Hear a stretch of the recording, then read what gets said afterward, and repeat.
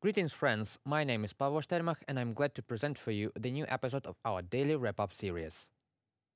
During weeks, the General Staff of the Armed Forces of Ukraine reports about active fights near Bakhmut and Avdiivka. The Russian occupiers are trying to capture Ukrainian Bakhmut from May. Currently, the Russians are attacking the city from three directions at once. The difficulty in defense is that the Russians still have the advantage in artillery, ammunition, and manpower there.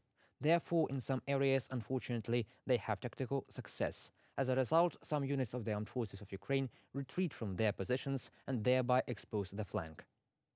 На Бахмутському та Авдіївському напрямках In the Bakhmut and Avdiivka directions, the enemy does not stop the attempts of offensive actions. Areas of 25 settlements were shelled by tanks, mortars and rocket artillery. Among them are Berdichi, Andriivka, Verkhnyokamyanske, Berestove, Bilogorivka, Vesele, Soledar, Bakhmut, Opetne, Avdiivka, Pervomaiske, Mariinka and Novomikhailivka. What is the importance of this place for Ukraine? Two important roads pass through Bakhmut, to Konstantinivka and to Siversk. From the road to Siversk, you can also return to Kramatorsk and Slavyansk. And what is the importance for Russia? It's understandable. As one of the options, the PMC Wagner wants to prove to the Russian authorities that they have better preparing than the regular Russian army. As the Ukrainian military serviceman explained in the commentary to Ukrainian Pravda, Wagner Group are represented here by two groups: trained soldiers, as they already took part in other wars, and former prisoners. The first are commanders of the group. They are planning operations, observing the movement of their soldiers, encrypting radio communications. Others are thrown to the front after 2 or 3 days of weak training and used as cannon fodder. In addition to the PR story for PMC Wagner and the Kremlin in general, the capture of Bakhmut will allow the Russian Federation to place about 2 divisions of their own army in the city during the frosts, instead of keeping them in the fields. However, the story of Bakhmut is not about holding the city itself, as about slowing down the enemy and reducing its combat capability. The Ukrainian command already used their tactics in Rubizhne and Severodonetsk, which the Russian occupiers only captured at the cost of heavy losses. And while they were fighting near these cities, Ukrainian soldiers liberated almost the entire Kharkiv region. Російська армія нанесла удар по Кураховому. The Russian army carried out a very brutal, absolutely deliberate strike at Kurakhove, precisely at civilians, at ordinary people, at the market, elevator, gas station, bus station, residential building. The list of the dead so far includes 10 people. There are many wounded. My condolences to relatives and friends. Eternal memory to all victims of Russian terror. The Russians in Donbas continue to use their old tactics, shelling positions with heavy artillery and bringing their infantry to the scorched earth. However, this is difficult to do in urban realities. Therefore, the occupiers direct their rockets in all directions. At the same time, the recently mobilized are sent to certain deaths and actually try to move forward over the corpses. The lack of military success in Ukraine and heavy losses of troops make new challenges to the Kremlin. That is why more and more various intelligence and military institutes are talking about a military pause, which Russia wants so much. For example, the Institute for the Study of War reports that Putin, Lavrov and Peskov made statements about the negotiations to create the impression among Western officials that Moscow needed to be lured into talks. At the same time, Russia would benefit from a temporary peace agreement with Ukraine and Western countries that would create a pause in hostilities and allow Moscow to strengthen its military for future operations to achieve its criminal goals in Ukraine. I constantly say that Ukraine cannot be forced into a peaceful settlement that does not work for Ukraine itself. Peace negotiations with a gun at the temple are not negotiations. We stated that we will support Ukraine in its self-defense and in a position where any negotiation should be deliberate and honest. And if Russia expects Ukraine to let go of the situation in the face of attacks on its energy infrastructure, it would be unfair and unacceptable. Of course, we want the end of the war, but it must end properly without haste. James Cleverly, Foreign Secretary of the United Kingdom, in an interview with the BBC. But in Russia, there is a new problem. According to British intelligence, there is a significant decrease in support for the war itself. It is difficult for the Kremlin to maintain its approval. Polls show that 55% of Russians are in favor of peace talks with Ukraine, and only 25% support the continuation of this conflict. At the same time, the Ukrainian government and people, of course, will not agree to any negotiations. Do you know what causes such a change in the mood of the Russians? The mobilization. And now, according to our intelligence, Russia has some plans for next year. In particular, they plan to call students into the army. By the way, Russia is already developing a single electronic database that I would call rather a system of total control over man. And its implementation, this system will provide the possibility of total surveillance of conscripts who do not live at the place of their registration. According to Ukrainian intelligence, the main goal of the project is to create an automated system of accounting and control of persons for the mobilization.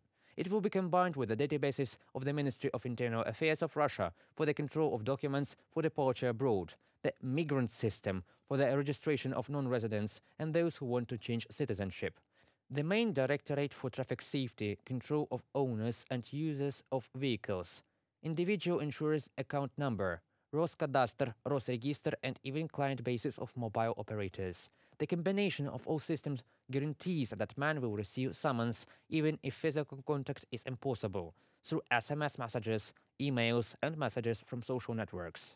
After that, all of them will be required to come to the registration points at the specified times. Мобилизацию никто останавливать в России не будет. No one will stop mobilization in Russia. It will be expanded only. Every day, more than 500 people die, and another 500 are injured and wounded. In total, minus 1,000 people per day. Arithmetic says that Russia needs at least 180,000 people every 6 months just to keep the front line in the state it is now. But they still want to attack, so Putin will mobilize not 180,000, but 500,000 and even more. Therefore, the Russians must be prepared and understand. Since they believe in the Tsar, in the father of the nation, it means they must understand that they need to die in order for Putin to live. That is why Putin is using all possible methods to set up people in Russia. The propaganda machine has been activated. Hidden agents in Western countries are trying to shake up the situation. Remember at least the detention of more than 25 people in Germany for preparing a coup d'etat. They also work inside the country. Belgorod and Kursk regions announced the formation of territorial defense units, summoning many civilians to war under the absurd pretext of a threat of a ground attack by the Ukraine on the border regions of Russia. However, Ukraine did not plan and does not plan to attack Russia. Our authorities have repeatedly stated that our desire is to enter the borders of 1991. And the fact that it is Russia that has illegally declared an annexation of parts of our territory, it would make even more difficult for Russia itself. Russia isn't just physically attacking Ukraine, it is also trying to destroy our culture and our memory. In the occupied territories, Ukrainian libraries have been destroyed. The word Ukraine has been erased and Ukrainian museums have been destroyed too.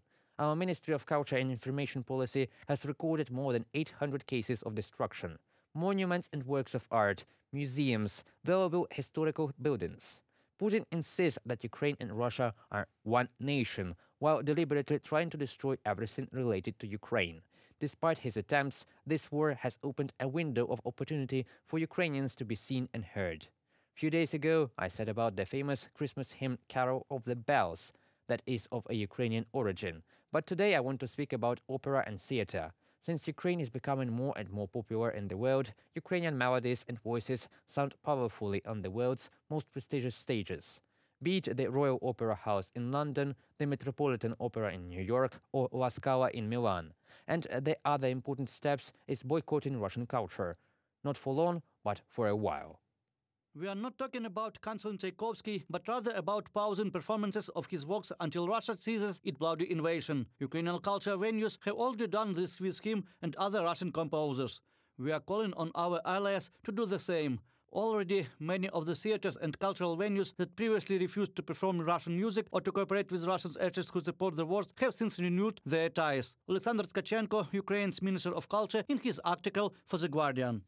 However, to be honest, even Ukrainians themselves do not cancel Russian culture very much. Even last year, most of the Ukrainian charts and various music applications were filled with Russian performers and authors.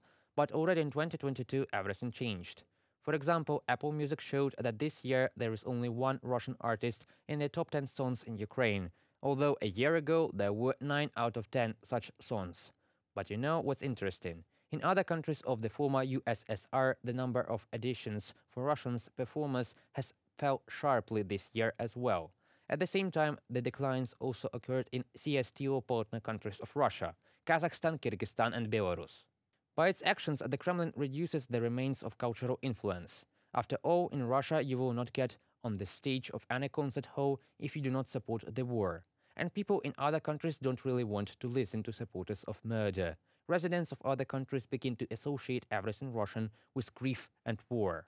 But Ukrainian music is the music of victory, freedom and strength. It is no wonder that a Ukrainian band won this year's Eurovision, and it is no wonder that more and more world stars are supporting Ukraine, especially now at winter. Hello everybody, this is Sting, and it's winter here in England, but also in the Ukraine, where the Russian military are targeting the country's domestic power supply, making life unbearably cold and brutal for Ukrainian families. The fate of millions of people hangs in the balance, and they desperately need your help. Keeping them warm this winter may well be the most important battle of the war. The Renew Democracy Initiative is providing Ukrainian families with self-heating meals, mobile water filtration units, and sleeping bags that provide protection from sub-zero temperatures. Every dollar you donate will be matched up to $1 million. So this year, give the gift of warmth to Ukrainians.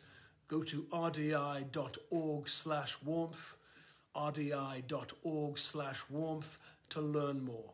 Thank you. And you could call such a performance unique, but many celebrities supported us in social networks and at various performances. They supported us in February, at the beginning of the full-scale invasion. They supported us in the spring and summer by participating in various charity concerts. Many of them simply personally came to our country without fear of war and shelling. I will name only a few: Sean Penn, Angelina Jolie, Ben Stiller, Liev Schreiber, and Banksy. These are only those who were personally in Ukraine after the full-scale offensive. And we are very pleased that Ukraine is becoming an important part of the world concert market. We hope that now all concerts and Moscow performances will be replaced with Kyiv ones in the performance world tours. Everyone benefits from this. That concludes our today's video. Thank you very much for watching and stay tuned for our future videos. Subscribe to UATV English and goodbye.